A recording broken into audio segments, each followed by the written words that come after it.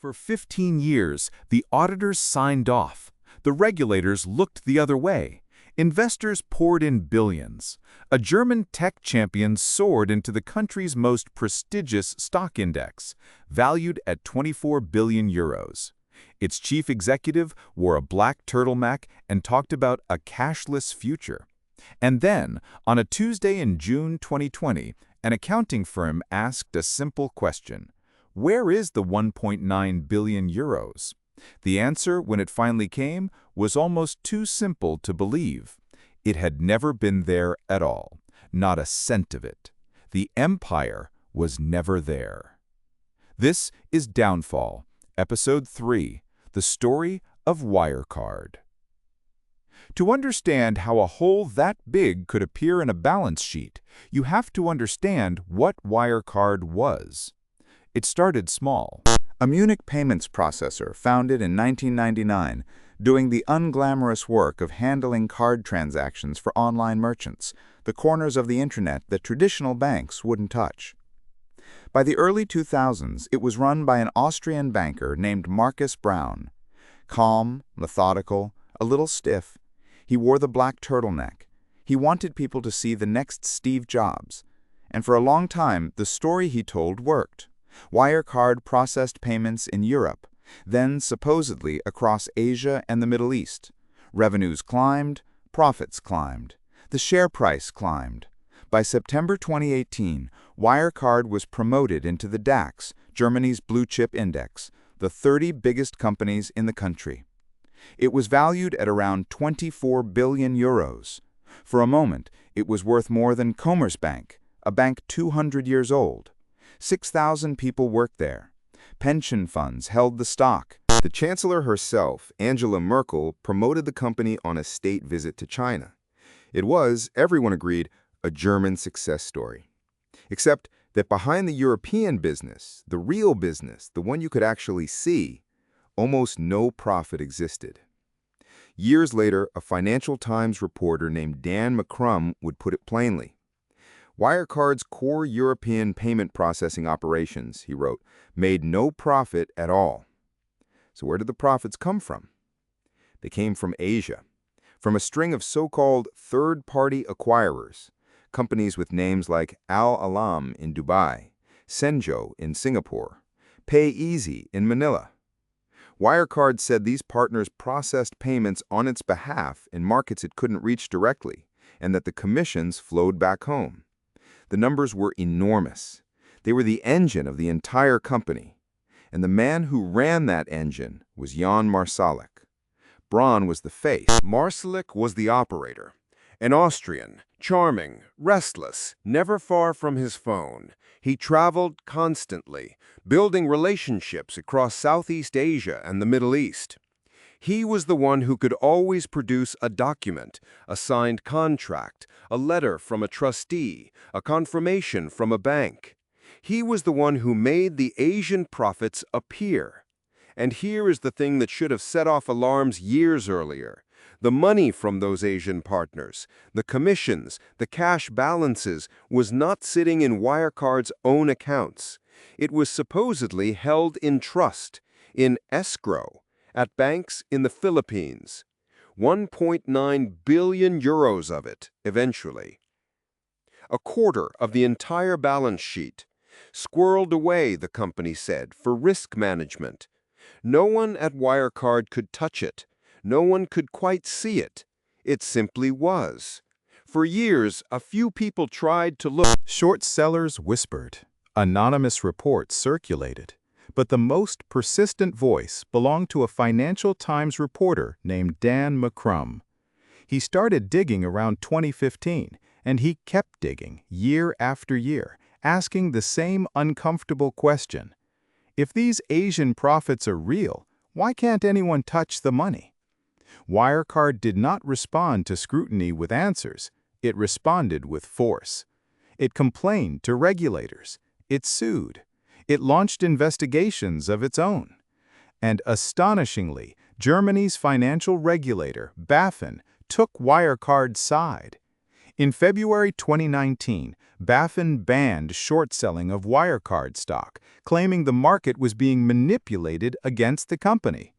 It opened investigations not into Wirecard, but into the journalists and short sellers who were questioning it.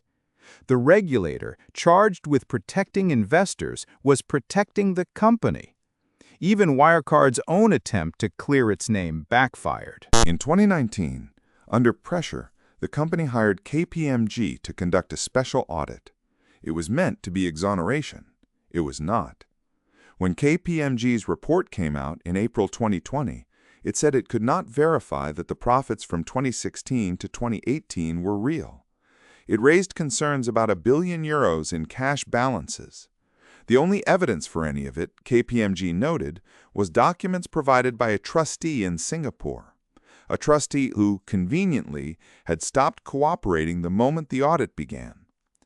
And then came June 2020.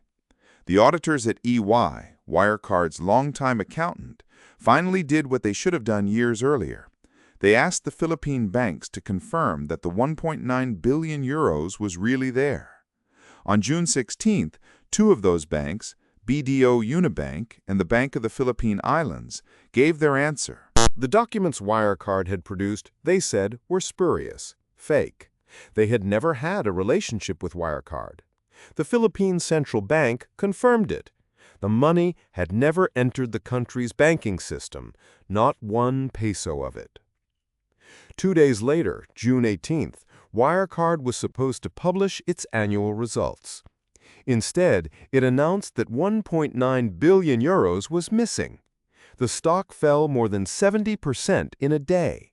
Markus Braun resigned that Friday.